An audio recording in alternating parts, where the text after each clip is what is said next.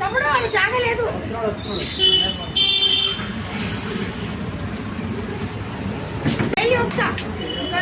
ఆడలేను నేను అనుకుని చెప్తున్నా, నీవు రావాలా 100 రూపాయలు పడేయాలా శుభ్రంగా చూసి పట్టుకెళ్ళి అమ్ముకోవాలి.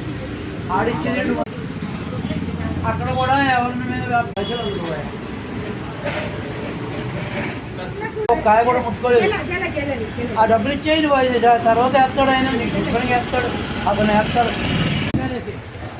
అయ్యా అయ్యా జర గెలలేదు జర మాట అన్ని గెల్లే ఉన్నాయి అక్కడ.